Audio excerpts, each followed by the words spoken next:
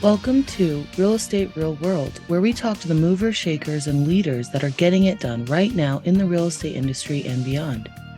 Your host, Marguerite Crespillo, started this podcast simply dedicated to call people about what's really happening in this crazy roller coaster ride of real estate. Be sure to subscribe on iTunes and stay up to date on the newest stuff by adding yourself to the list at www.realestaterealworld.com. Now your host, Marguerite Crespillo.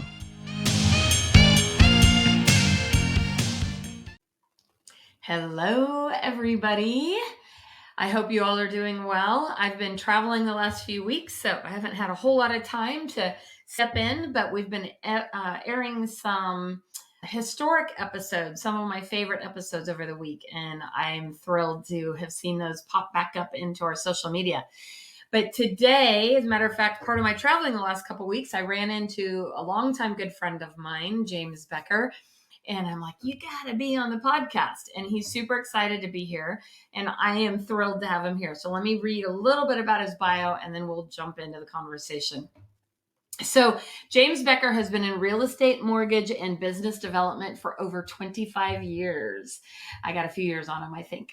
Currently, he is the founder and CEO of Fusion Growth Partners, a business incubator and micro venture capital firm that invests in small service-based businesses, including real estate agent businesses and lots of other small businesses out there.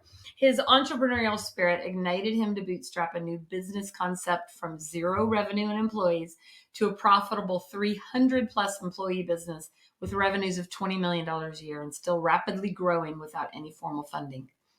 James specializes in teaching the fundamentals required for small business owners who labor in their business to help them earn profits from their business by working on it, one simple step at a time. His vision, along with scaling Fusion Growth Partners nationwide, is to share his wealth of knowledge along with his insights and perspectives regarding the practical utilization of the lessons gleaned from history and the lives of great people whose contributions impacted the world, of which he is one. So thank you, and please join us, Mr. James Becker. Hello, my friend. How are you? I'm doing great. Good to see you again 3 weeks. This has been a crazy travel season for all of us. I got home and I was like, oh, I'm going to sleep for about 3 days. And I think I did. So I feel a lot better, feel refreshed. I haven't caught up yet. So you are much busier than I am in a lot of ways, but I'm thrilled you're here. We've talked many times over the years and I've had some in-depth conversations about the real estate industry as a whole, you have been in the industry for a long time. I'm going to be 30 years in November. And you ran a brokerage for a while and a lot of other stuff, but it's interesting the direction you've gone, because I know as a full-time real estate agent and the owner of a team, how crazy things can get, and this roller coaster ride that real estate agents are forever on. So tell me, like, what you've seen in that. Can you tell us a little bit about your background and what led you to what you're currently doing now? Sure. I started selling real estate at Cook Realty in Southland Park area. I was there for a year, then went to Lions and a few other brokers, and I had some success pretty quickly. I had some needs. I was married. I had a wife who was pregnant, and the market took a serious downturn. I think the most serious downturn that I've ever experienced, worse than the previous or 2008 and what we're going through now. I don't know if you remember, but in Sacramento in 1992, there were streets that had a sign on every single house on that street. It was just insane. There was zero urgency to buy. Prices were dropping on a consistent basis, and I had to put food on the table. And so I worked really hard, and I started to create some success around that level of work, but I didn't want to continue to work that hard. And so it began a long odyssey of trying to figure out how to grow a business without having to do all of the work myself. And it's been a process of iterating ideas one step at a time, having an idea, implementing it, improving on that idea, and then improving on it again. And it's been a couple of decades of doing that. And in 2015, I had a brokerage of about 240 real estate agents, and I was providing a lot of services for them.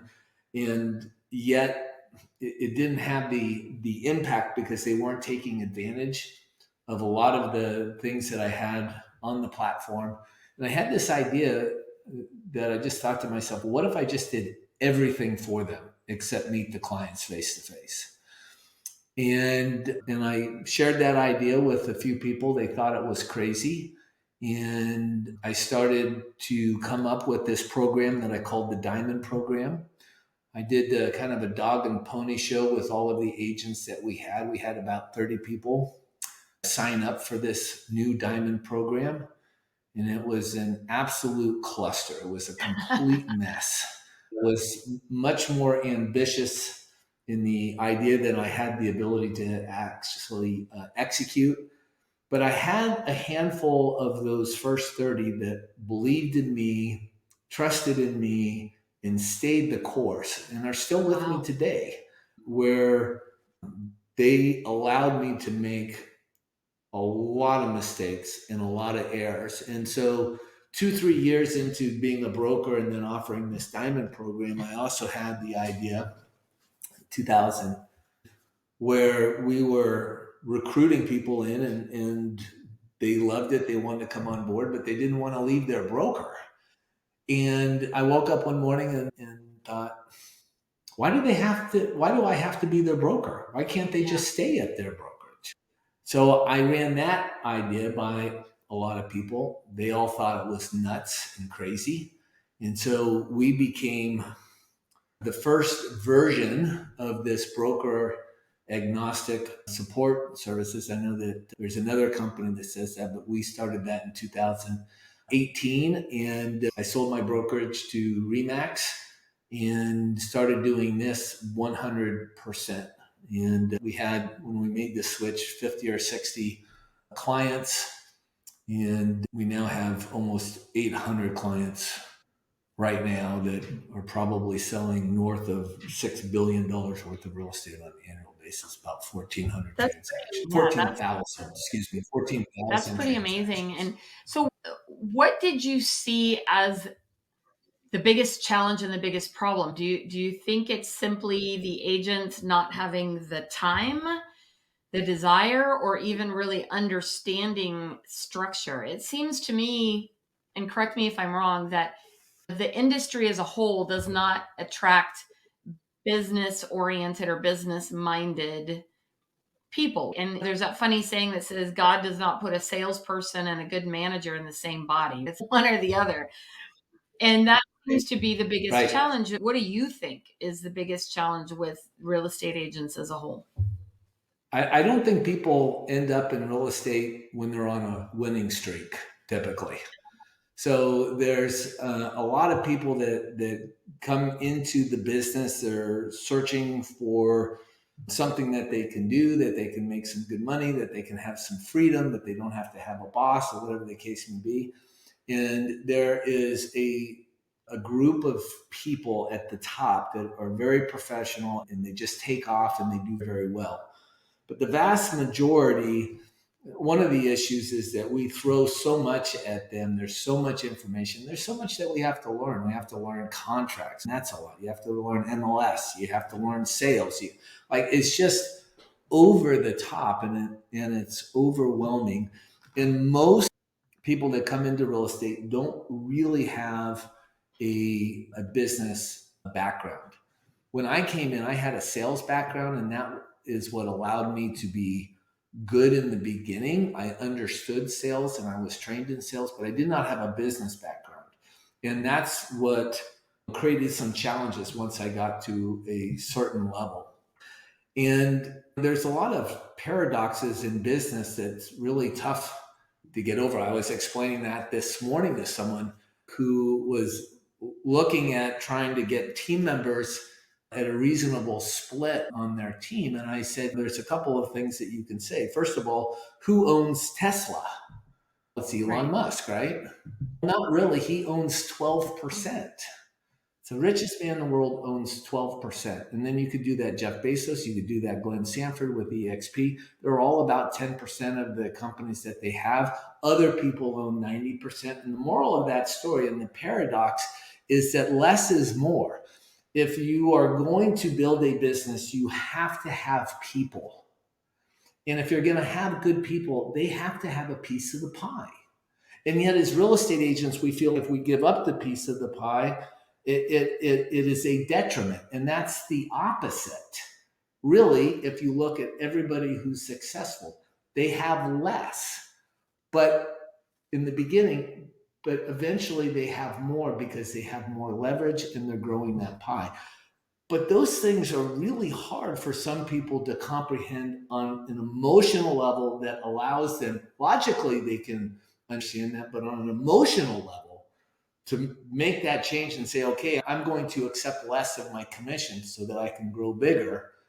Yeah, that's really tough for people who don't have a longer term vision and understand some of these businesses. It's interesting that you're saying that right now because we've been reevaluating some things on my personal production team. And there is like this whole psychological process that you go through. And I'm sure you've analyzed this quite a bit about how you determine you start to think, well, if I give all that up, does it make sense? Or could I just simplify things and sell more houses? Like it's hard to give up those small pieces of the pie. But then there's that great saying that says it's better to make a little money off of a lot of people than a lot of money off one or two. And so giving up that piece of the pie, is it a control thing? Is it a budget thing? What is it that goes through? Because I'm trying to analyze this for myself. So it's a great timing for this Yeah. conversation. Okay. One of the things that I say to our partnership executives who are providing business consultation, I don't like coaching because coaching is like you're telling, I see a coach as someone that you have to follow their instructions. I see our role with our partners more as a board of directors. Our job is to argue with the CEO about what they think is best for the company and what's best for the CEO. And then the CEO, though, has to then make decisions on their own.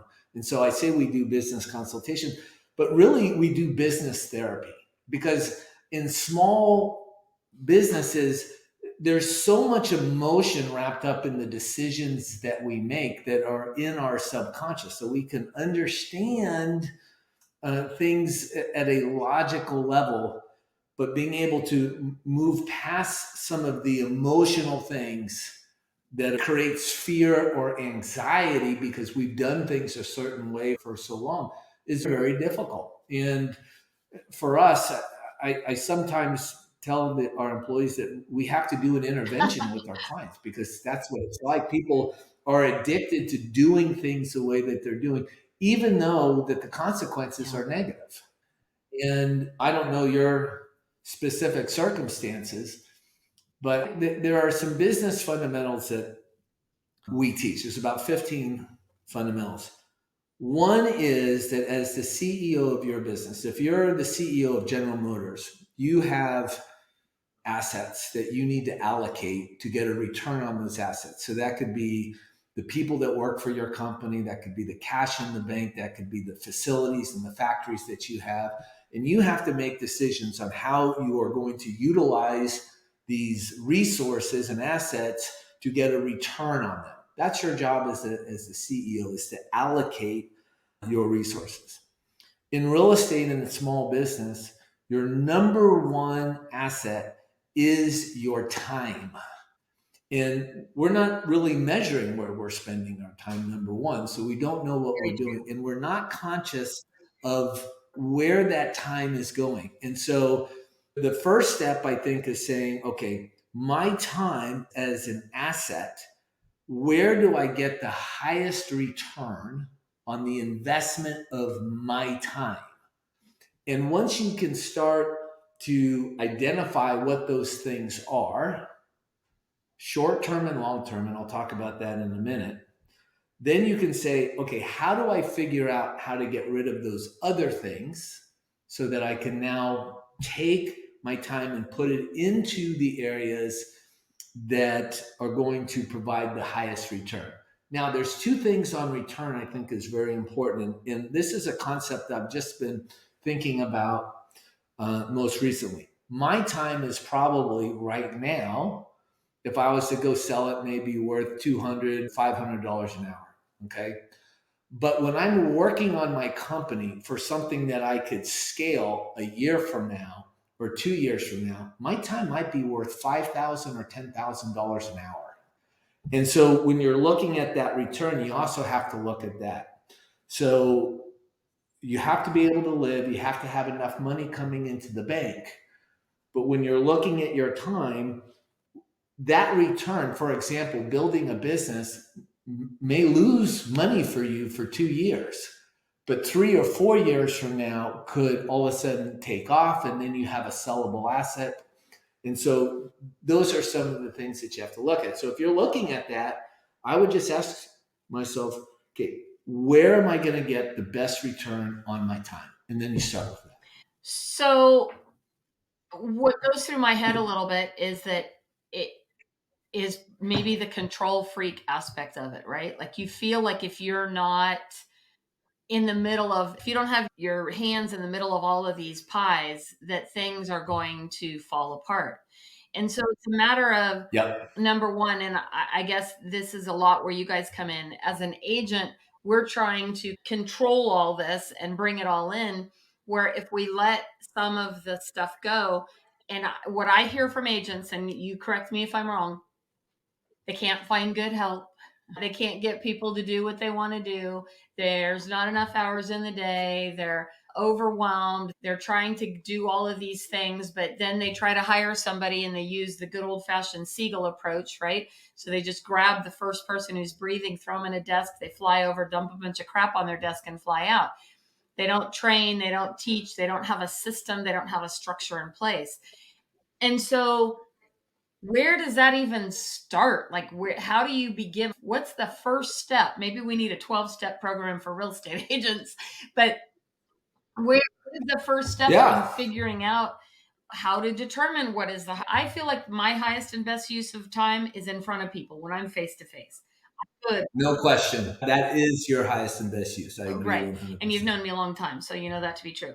But anything else, it seems like, is always restricting me or keeping me from getting in front of people, because I feel like if I don't take care of this stuff, then I can't take care of people. Is that, I know I threw a lot at you. There's a couple of elements. You talked about it in, gosh, there's so much here. So just bear with me, and I'm going to try and remember. So one of the things that is, if you're a control freak and you have to do everything yourself, if you don't change that, you're just going to be by yourself forever. And that is the choice.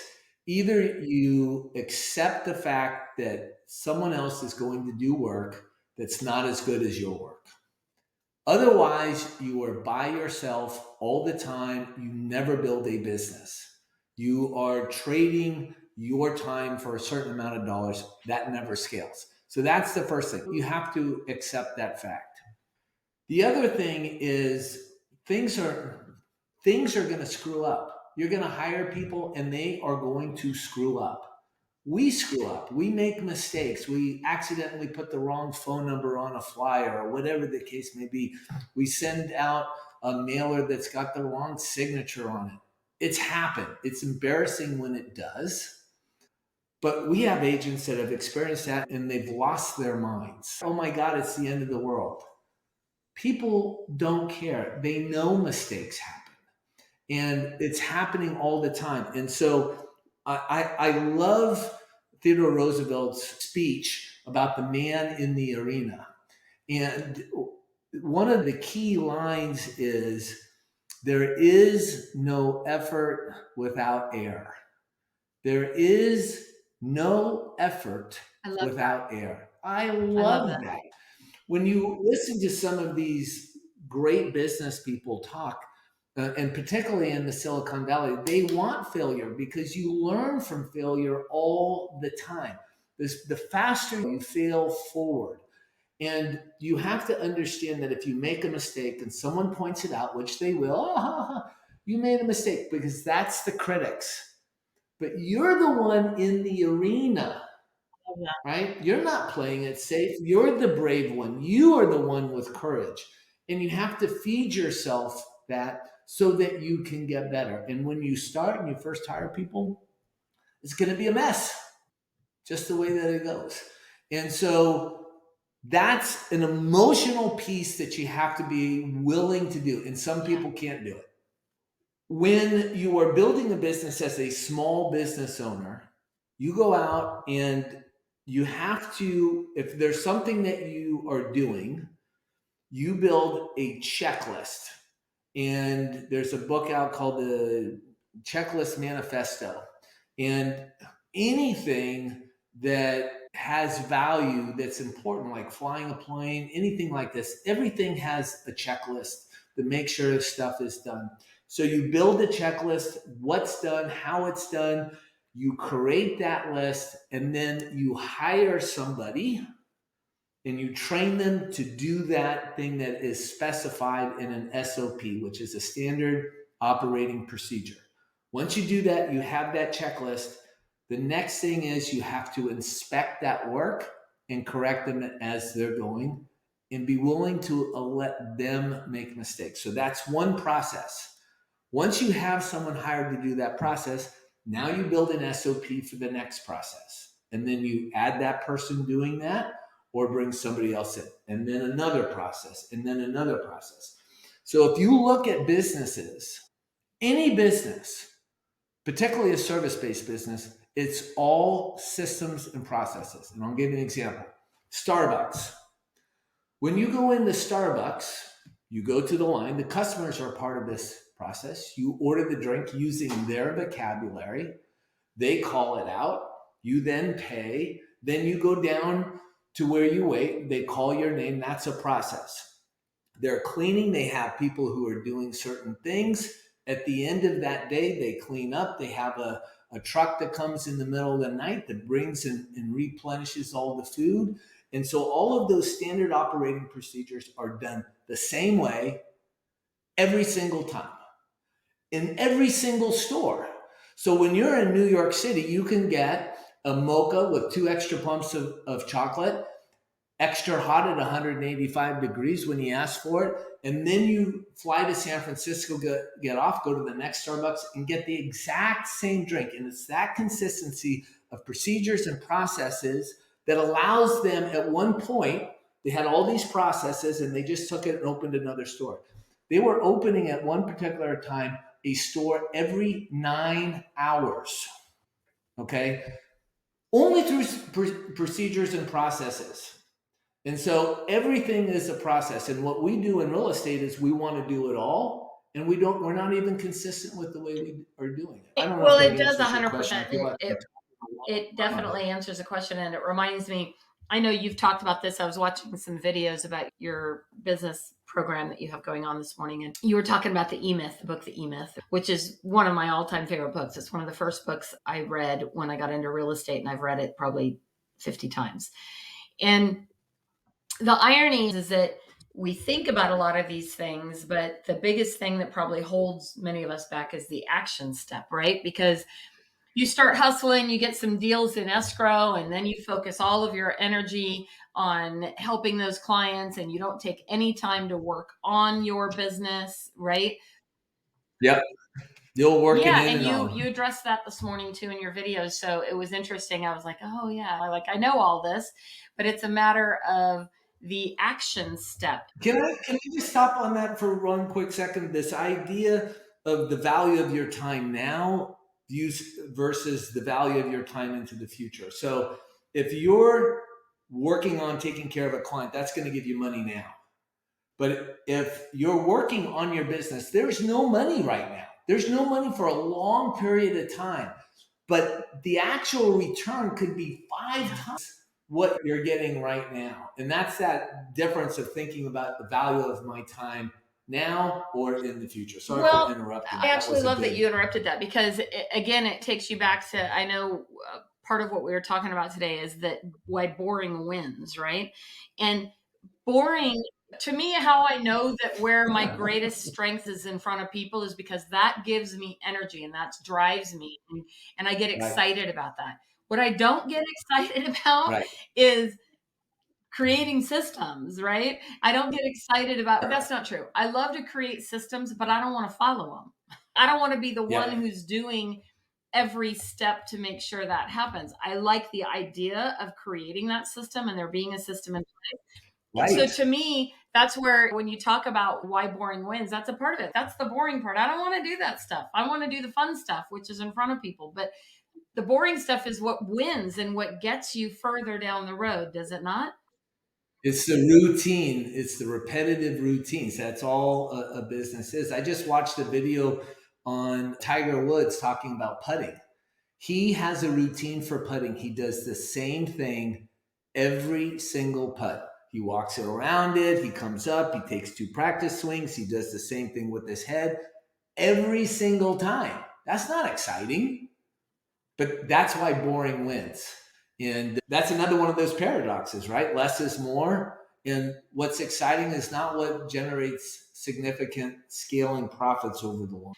And so, how are you helping with what you're doing to divide that arena, so to speak, right? Like, how are you helping with, because it sounds to me in your business that the main focus is to really take a lot of that boring stuff off your plates and be able to take that boring stuff and make sure that it actually happens, right? If I walked into Starbucks to use your story and it was different every time, I can guarantee you Starbucks wouldn't be where they are today. Because if I walked into the New York Starbucks and my oat milk latte was different, it would be an issue and I probably wouldn't go to Starbucks. I'd be looking for something different.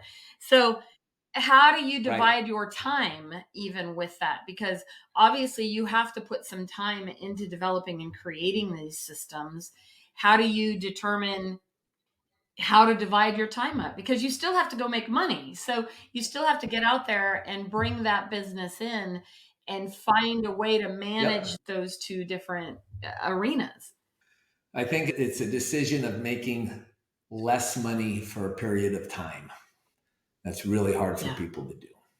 And that's why so many people, we've seen it a bazillion times where people come in, they do amazing for 5 years, and then you never see them again because they go on a sprint, they burn themselves out. And I did that my first run in real estate. I didn't have an assistant. This before there were teams. And I think I sold close to 70 houses myself. And at the beginning of the year, I didn't want to pick up the phone. I couldn't even imagine talking to somebody. And it's because I was doing everything. I completely burnt myself out. And I think people don't realize that there's a shelf life. That's the other thing, is that people get complacent, and I can tell you when someone's going to fail at real estate. One of the key things is they start flipping homes. Why? Because it's a different business. Right. And you and I know Afton and her husband, they've become very successful at flipping homes, but very few people do. But most people that start flipping homes, they buy a house and that becomes a complete distraction. It's now again exciting, sometimes terrifying, but they're not working on their business. And I really believe chase 2 rabbits, catch none. You got to have one main business. And you need to focus on it until the business is a separate entity from yourself. That means you've hired people, you're paying people, and that thing can run without you. And for me, in my business, that's where I'm at. I can travel and people are hired and sometimes let go, paychecks, payroll goes. The company can run without me. Now, it still needs my leadership for us to get to that next particular level. but the operations day to day. So if I wanted to buy another business, I could do that now and not have it really be detrimental to the current business that I have.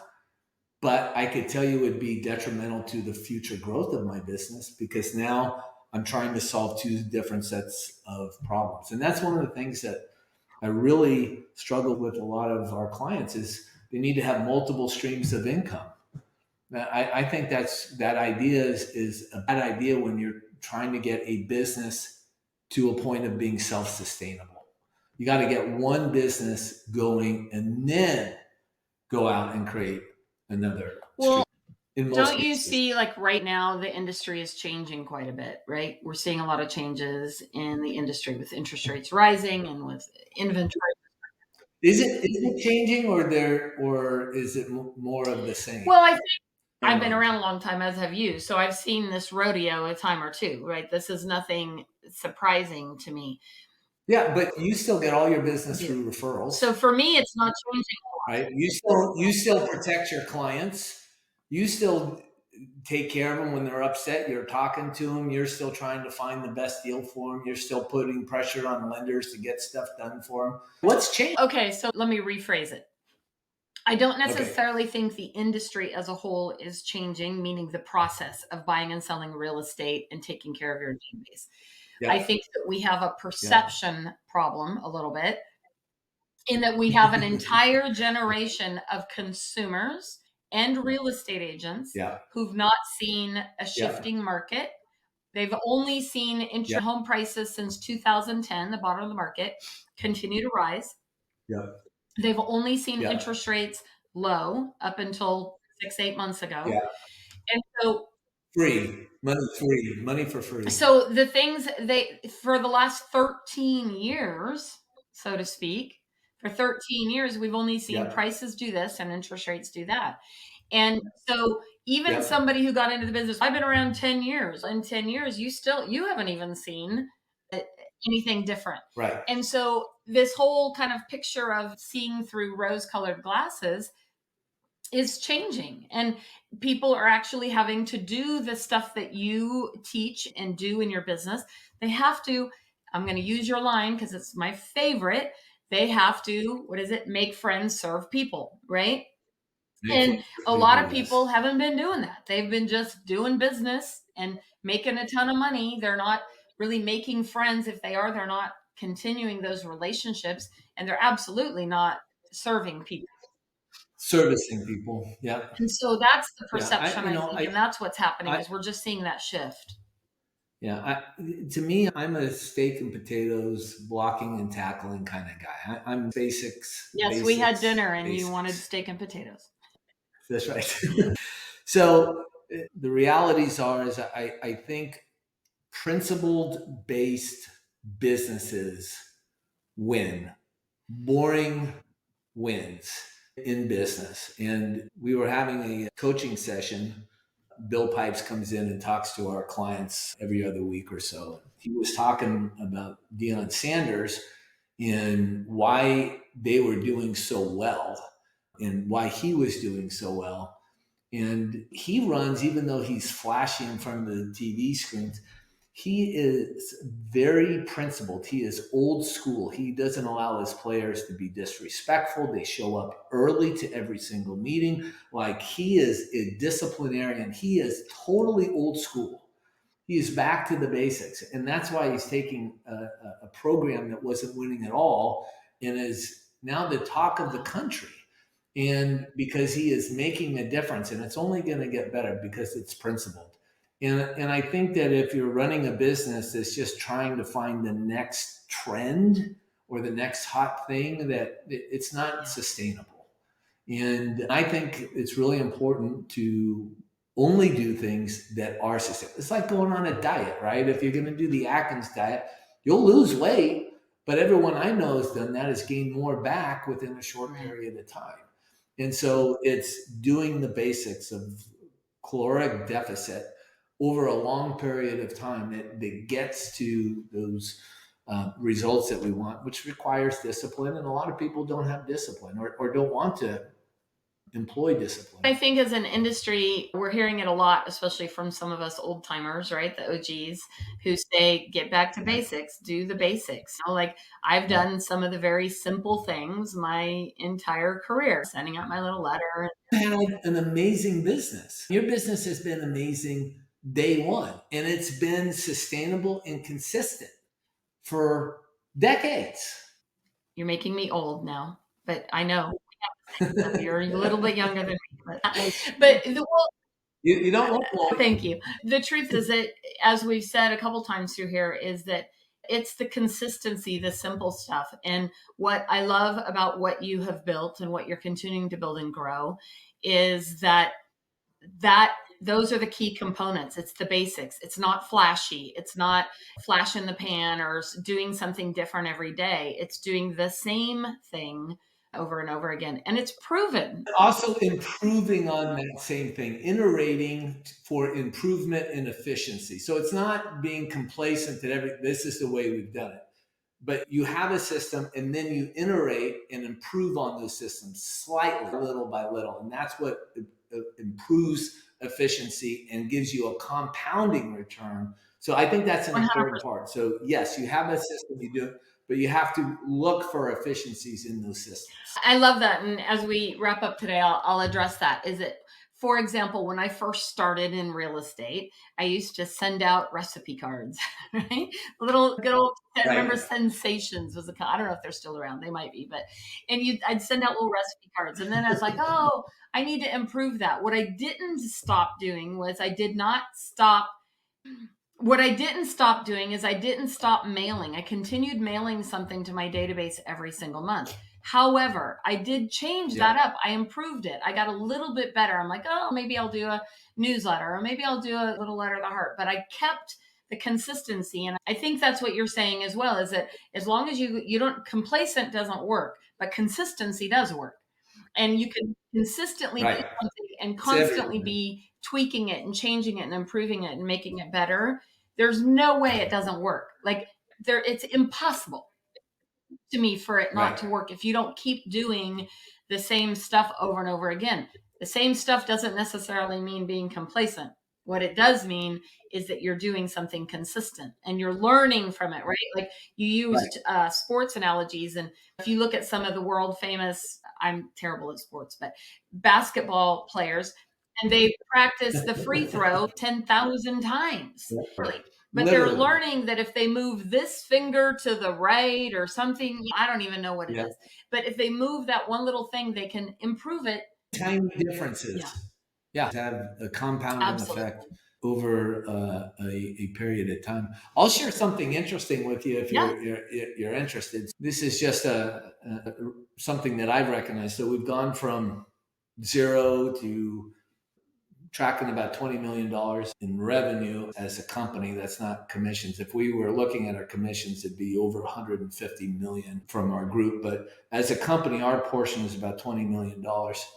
And one of the things I'm realizing is each step that we grow, I'm like, okay, I was running a company of 10 people, and then it was 20 people, and then it was 100 people. And then each step, it's more difficult and more complex to manage. And recently, we've slowed down a little bit in our growth because I'm in virgin territory. I'm like, I've never run a company this big. What the heck am I doing? And so I'm going to get back to this less is more. So I started looking for someone who I could bring in as a president of the company. I'm still in control, but basically is a professional manager. And I got really fortunate. I found somebody who was running a company that was doing over $100 million. They're a service-based company. It was a private equity owned company. And he became interested in what we're doing. And he wanted a lot of money, far more than I'm paying myself. And he wants an equity play. And I took a big swallow and I hired this person. And he has the ability to vest into a chunk. But I know that what's keeping us growing a little bit slower than where we were is me. And I had to get out of the way and get somebody else in that's smarter than I am in these things. And I think that's the other ego play to a certain extent. We want to be the one that everyone gives credit to, but that's not going to help something grow significantly. And so I think it is, and he's been with me just a couple of months, and oh my gosh, it's such a relief to have some of this stuff go to someone who's competent in it.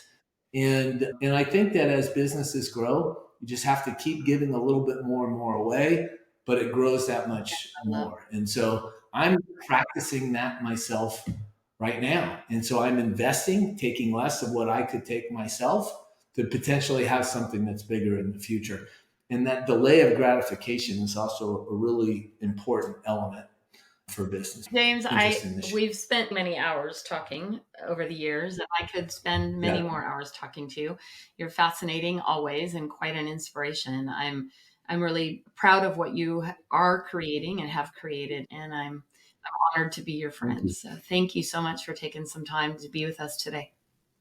I feel the same way about you. Thank you. And if anybody is interested in talking to James about what he is doing and growing, I can promise you it'll be well worth the conversation. So we'll be sure to have his contact information in our podcast notes today. And I encourage you to take what we've said, because trust me, this is valuable information. And while it's worth listening to a few times to figure out how you can implement some of these things in your business and potentially hire Fusion Growth Partners to help you take your business to the next level. So thanks again for joining us today, James. I hope I said something that is of interest to somebody. You always do. So thank you, everybody, for joining us today again on Real Estate Real World, where we get to talk to all the cool people. And I'm thrilled to have had James Becker as a guest today. So be sure and listen to us on all your podcast options. Go out and make it a great day, everybody. Thank you. Thank you for joining us today on Real Estate Real World, where we talk with masters and leaders in real estate and beyond on how we can raise the bar in our industry. Please subscribe over on iTunes. And while you're there, be sure to give us a review. Your reviews encourage us and help others find our podcast. For show notes and hot topics on what's going on right now in our real estate industry, hop on over to www.realestaterealworld.com and add your name to our email. Thanks again for listening. And go out there, be a part of the elite masterclass in raising the bar on the real estate industry.